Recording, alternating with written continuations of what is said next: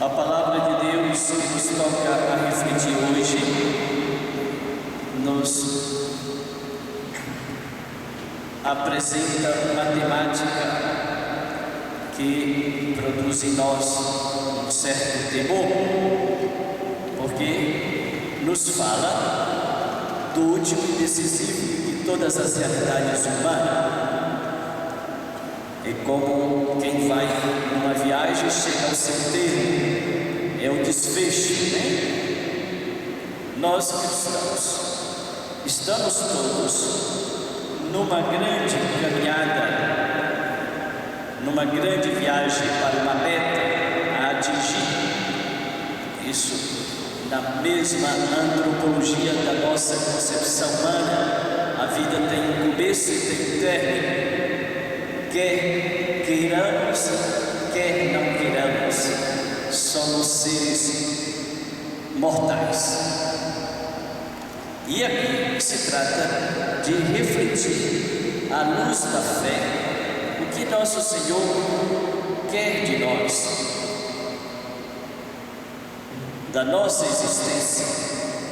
A segunda leitura da carta de São Paulo aos Tessalonicenses, por sinal, é o texto mais antigo de Paulo a essa comunidade, que foi uma das primeiras cartas que ele escreveu, nos fala da segunda vinda de Jesus, da parousia, que o Senhor virá de improviso,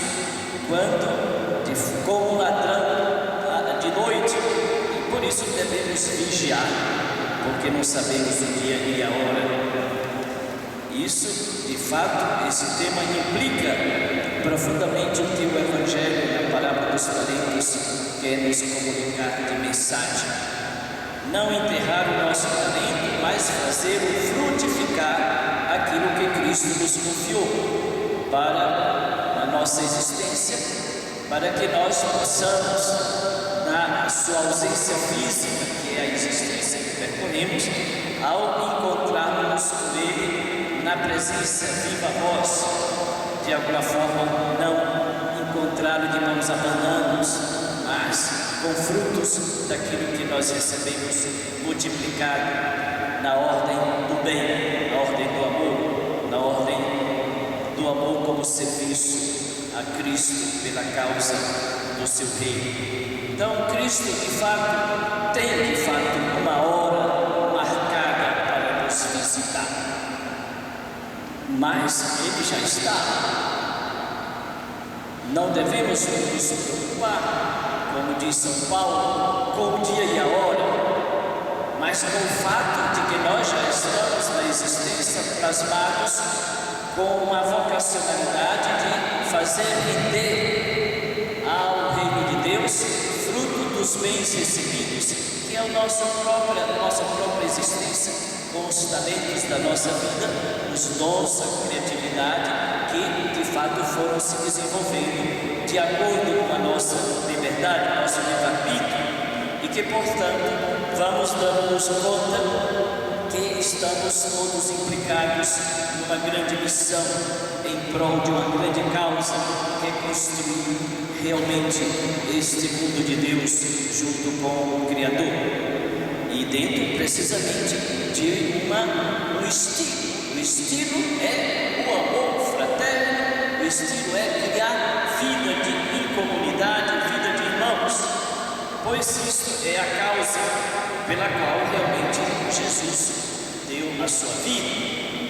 E por isso essa parábola dos talentos, ela nos toca a todos, porque todos nós, e ainda mais dentro da compreensão moderna de hoje, somos realmente conscientes do valor que de fato somos como dignidade humana, como capacidade de autonomia, com a capacidade de tomar iniciativa, de construir nosso projeto de vida, de realmente realizar sonhos na ordem material, naturalmente, na ordem humana, social, religiosa. Portanto, carregamos, confiado por Deus, esta grande missão de fazermos entender que está intrinsecamente presente em nós este ser sempre mais com os outros. A questão está como nós nos portamos e avaliativamente na compreensão da nossa vivência cristã no tempo de salvação da igreja, como nós estamos nos comportando, preguiçosamente ou corajosamente, com iniciativa. A salvação implica risco, mas se você for preguiçoso e medroso, é isso de que Jesus chama a atenção. Nós devemos ter, de fato, ter temor de acreditar numa forma medrosa, pois esse não é o nosso Deus. Ele não vem para nos meter medo, porque já somos a priori filhos e filhas bem amados dele. Por isso mesmo, recebendo esta dignidade, esta condição e esta riqueza, não tenhamos que ter medo, mas fazer atuar realmente a identidade de que nós trazemos. Mas não é sempre assim. Há muitos que enterram o seu talento, há muitos que de fato procuram inverter por uma forma de fazer produzir, mas não multiplicar em função de expandir e de partilhar.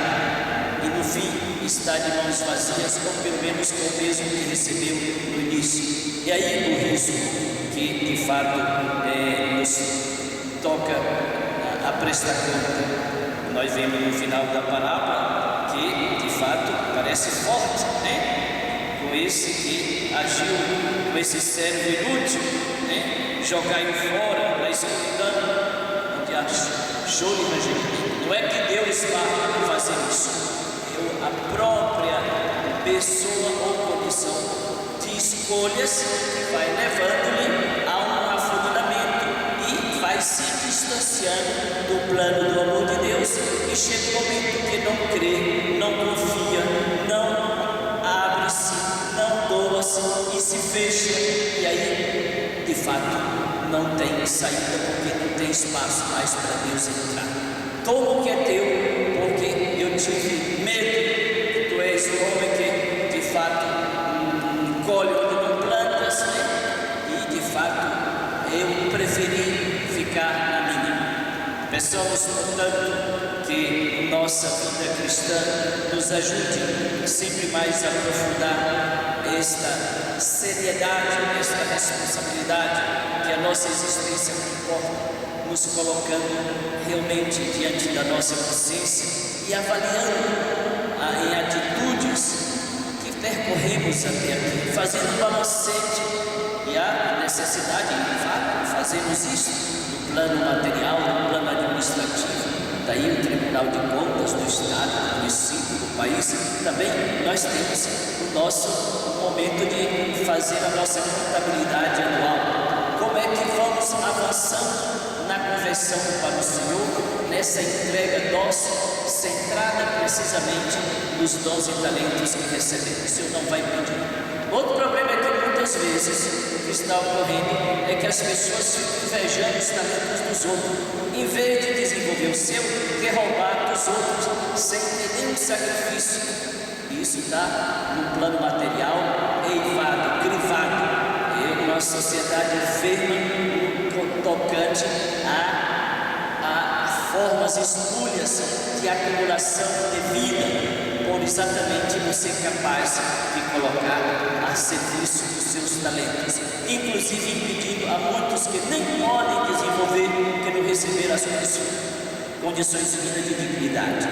É por aí que vai, de fato, a exortação do Senhor com relação a esse momento escatológico, a esse momento, digamos, de prestação de contas, porque a vida, de fato, ela tem o seu tempo, e ela, pela via do mistério do Senhor, ela, de fato, no seu processo, ela chega no seu momento de esclarecimento. Quem pensa, como nós vemos no macro e no micro da realidade, que vai ficar isento de prestar contas ao patrão de tudo que de desonestidade e de legitimidade respaldado nas legalidades das leis, sem o caráter humanístico que implica a interpretação, inclusive da justiça da lei, para a inclusão social do bem dos irmãos, material, moral e espiritualmente, está enganado, porque vai se defrontar realmente com a face do Deus que é misericordioso, mas também é justo.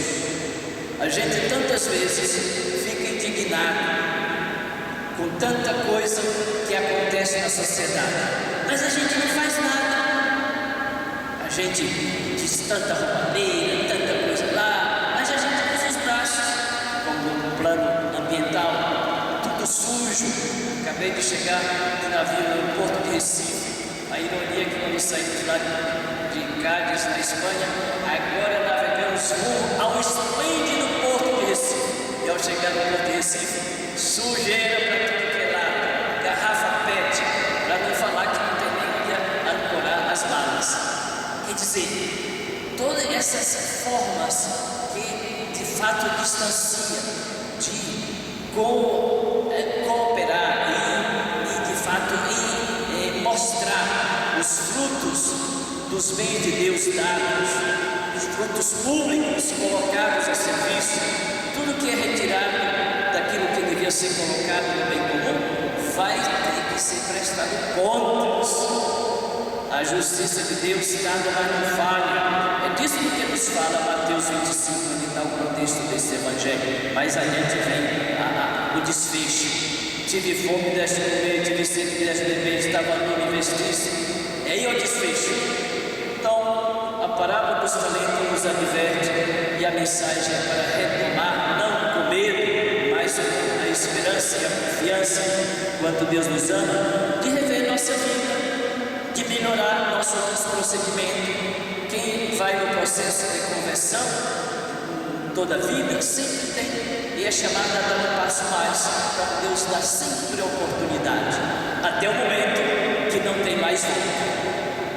A hora de passar para a outra parte, para o outro lado, outra dimensão da vida. É disso que nos fala. Não sabemos nem o dia nem a hora. Então peçamos a coragem de a gente se enfrentar e se colocar, avaliando, colocando, contando com a misericórdia de Deus, mas também com a sua justiça, do quanto nós somos responsáveis por sermos criaturas criadas com amor, com liberdade, e ter recebido na nossa proporcionalidade os bens de Deus, devemos de alguma forma fazê-los multiplicar em função de promover a vida e o amor pela causa do reino de Deus. Louvado seja nosso Senhor Jesus Cristo.